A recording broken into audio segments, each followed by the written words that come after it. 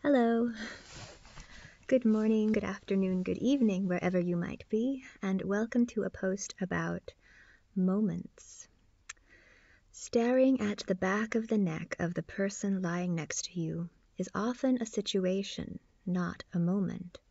Yet many people today would have a hard time drawing a distinction between those two concepts.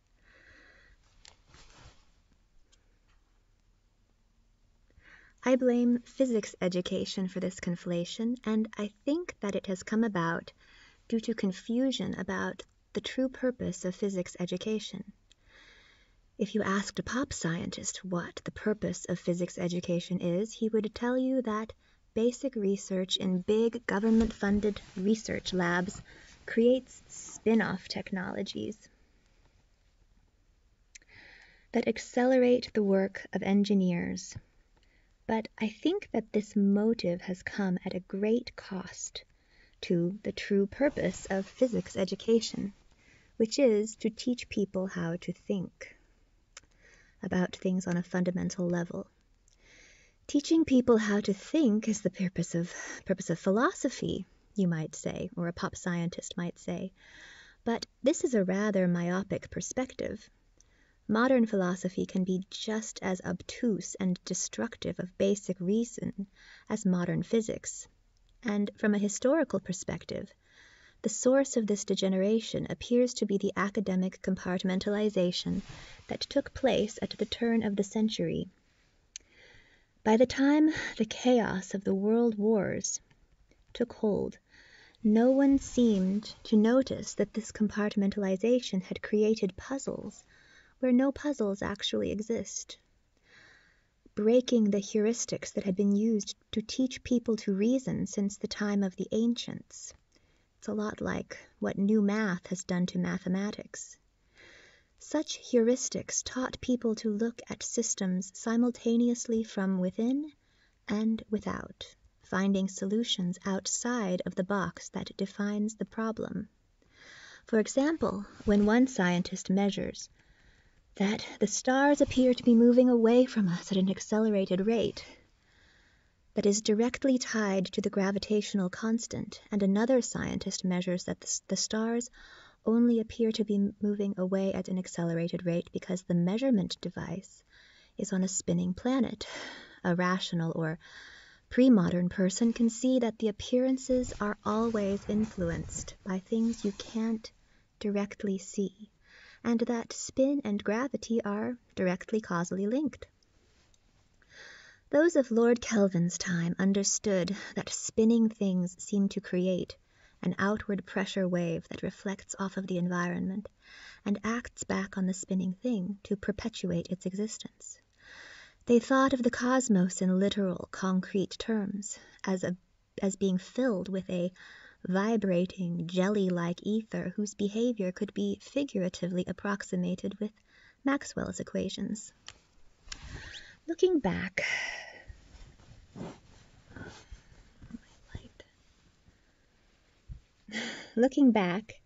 it seems that when we split the atom, we split these equations from the concepts that motivated them, widening the divide between physics and philosophy and separating our ability to use symbols with figurative, approximate meanings from our ability to use words with literal, objective meanings. Those responsible for this split may have thought that by focusing our efforts in this way, we could multiply our strength and outcompete our enemies, whoever they might be, ourselves.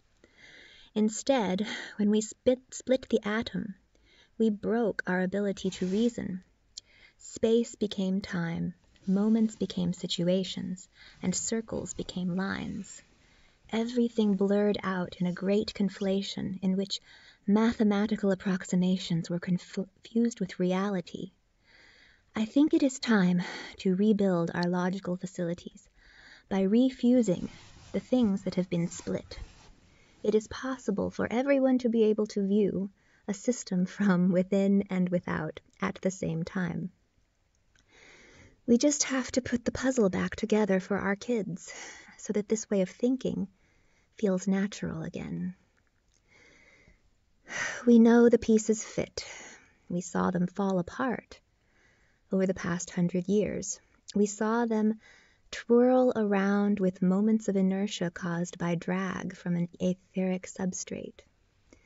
Physicists knew these sorts of things when they were children, but their training in convoluted academic jargon has caused them to forget how to use words properly, and this amnesia has affected their ability to use basic logic. In physics class, you might have heard the term moment of inertia and wondered why the word moment was used. If you looked up the definition, you would read, "A moment is an expression involving the product of a distance and a physical quantity, and in this way it accounts for how the physical quantity is located or arranged." Frankly, I've never read a definition that is less attached to concrete, objective, intuitive concepts. If I try to offer a better definition, I tell you that a moment in physics describes how much a circulating thing will affect the things around it if they are a certain distance away. A large moment means that you can affect things that are very far away. Circulation gives rise to a force that creates a moment that changes situations. When a conscious being begins to cogitate, circulating and returning to a concept again and again, time feels like it stops for him as one instant blurs into the next, creating the sensation of a moment with the power to attract or repel, and change the course of history. He may feel an impulse to write a defensive poem called, "When I Meet You, This Is Not a Moment, It is a Situation." This is not a circle, it is a line you are about to cross. A moment is defined by a circle with a certain radius, and it can attract or repel depending on its situation relative to another moment. I am a moment, you are a moment, and in between us, we have a situation. Love exists in a moment, but it is illusory in a situation. We kiss, 2 points become one, and we create a moment. Sometimes a situation requires us to reclaim words and reboot our ability to think on a fundamental level. This is not a thing, it is a connection between things. This is not an instant, it is an interval. This is not space, it is time, and we all have a limited amount of it. You can measure a situation with a moment, and you can measure a moment with a situation, but never perfectly. Staring at the back of the neck of the person lying next to you, trusting in the moment. This is not a situation.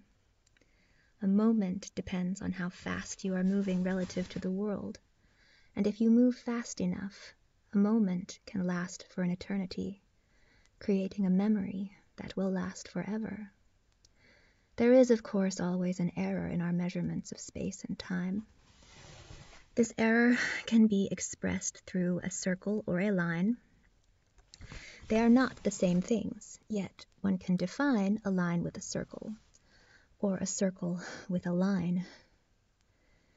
This is a line I have invited you to cross.